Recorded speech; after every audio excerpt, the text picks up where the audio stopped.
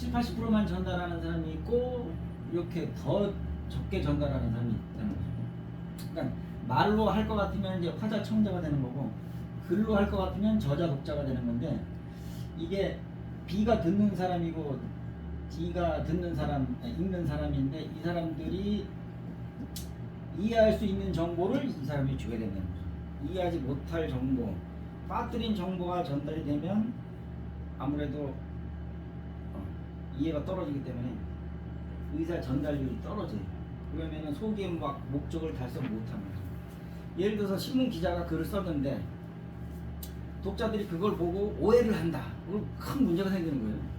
그렇죠? 수십만 명이 그 신문을 보는데 나는 이런 뜻으로 썼는데 읽는 사람은 그걸 다 이해를 못하고 조금 다른 방향으로 해석을 해버리면 그거는 아주 큰 문제가 될 수 있죠. 그렇게 공적인 글에서는. 네. 어떤 경우에는 뭐 이 금전적인 손해를 볼 수도 있는 거고 소송을 당할 수도 있는 거고 굉장히 큰 문제가 됩니다.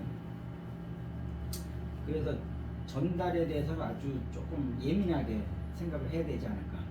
요 글씨 보이세요? 좀 작게 썼는데. 네, 보입니다. 네. 요거는 대입 논술 건국대 모의 가이드북에 있는 내용이에요.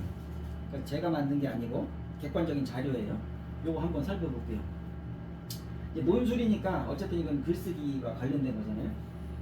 자, 모의 가이드북에 뭐라고 돼 있냐면 제시문의 문장을 그대로 베끼면 감점 혹은 0점 처리한다. 그래 놓고 요렇게 써라. 그러는 거예요. 그러니까 일종의 지침을 주는 거예요. 자, 같은 내용 다른 표현, 즉 기존의 것을 다르게 표현한다. 지문의 내용을 활용할 때는 그대로 옮기지 말고 간결하게 요약하거나 중심 의미를 훼손하지 않는 범위에서 동일한 의미의 다른 어휘, 문장의 구조 등을 재구성하여 서술한다. 이게 어떻게 보면 그 배치 연습, substitution 드릴 그거하고 일맥상통하는 건데, 자, 두 번째, 한 문장에는 하나의 핵심 내용을 담는다. 논술할 때 이런 요령을 하라는 거예요. 한 문장에는 하나의 핵심 내용, 문장, 글이 아니고 문장 단위로. 그다음에 서술어와 주어와 서술어의 호응이 항상 유의하라.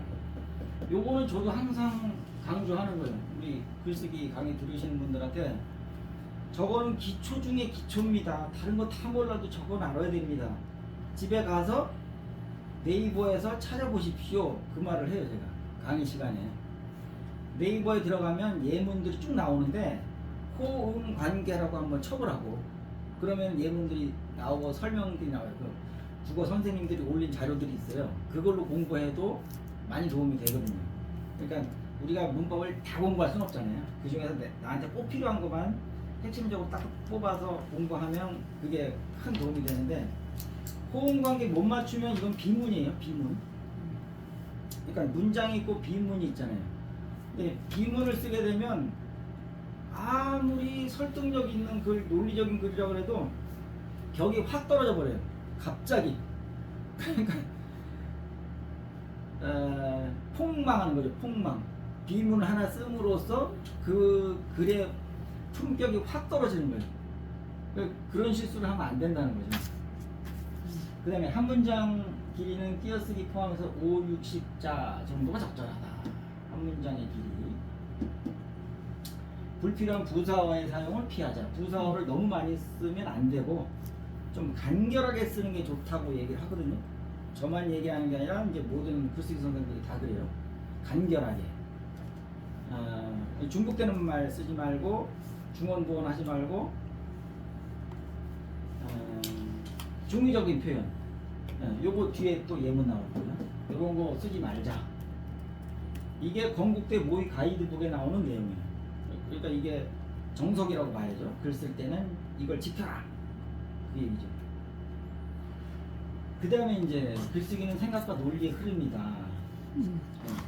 앞에서도 이제 논리적인 글쓰기, 설득하는 글쓰기 그런 얘기를 많이 했는데, 논리가 중요하다는 거는 이제 제가 충분히 설명했어요. 생각을 잘 통제하면 그 생각 자체가 글이 되는 거니까. 글을 잘 쓰려면 생각을 통제해야 된다. 그 생각을 어떻게 통제하냐? 논리적으로 통제한다. 그런 뜻이고. 그다음에 언어와 글은 같은 선상에 있는 것이다. 말을 잘하는데 글을 못 쓴다. 대부분 다 그런단 말이에요. 말을 잘해. 뭐 1시간을 줘도 그냥 술술술 막힘없이 막 얘기를 해. 그런데 글을 쓰라고 종이를 딱 갖다 주면 한 문장도 못 쓰고 그냥 가만히 있어. 그게 무슨 차이가 있느냐. 이게 언어를 글로 바꾸는 연습을 안 했기 때문에 그런 거죠. 그러니까 개념을 말로만 연습을 했지 글로 연습을 안 했기 때문에. 그리고 또 가장 큰 차이점 뭐냐면, 가장 큰 문제는 뭐냐면 글 쓴 시간, 절대 시간이 너무 작다, 너무 적다. 그래서 저는 그런 얘기를 해요. 여러분 나이가 몇입니까? 60입니까? 60. 60년 동안 말을 한 시간수를 다 더해보세요. 말한 시간수. 애기로 태어나서 60년 사는 동안 말한 시간수 몇 시간이나 될까요?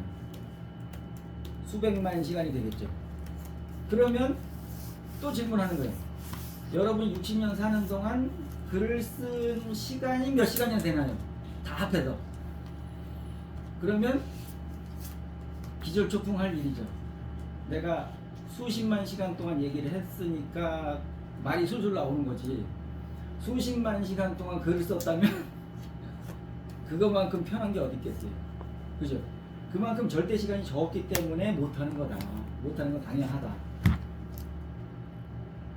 뭐 1년에 A4 용지 한 장도 안 쓰는 사람들도 많을 텐데, 그렇게 따지면 그렇게 연습 안 하고 뭘 잘하길 바라냐, 그렇게 말할 수 있는 거죠.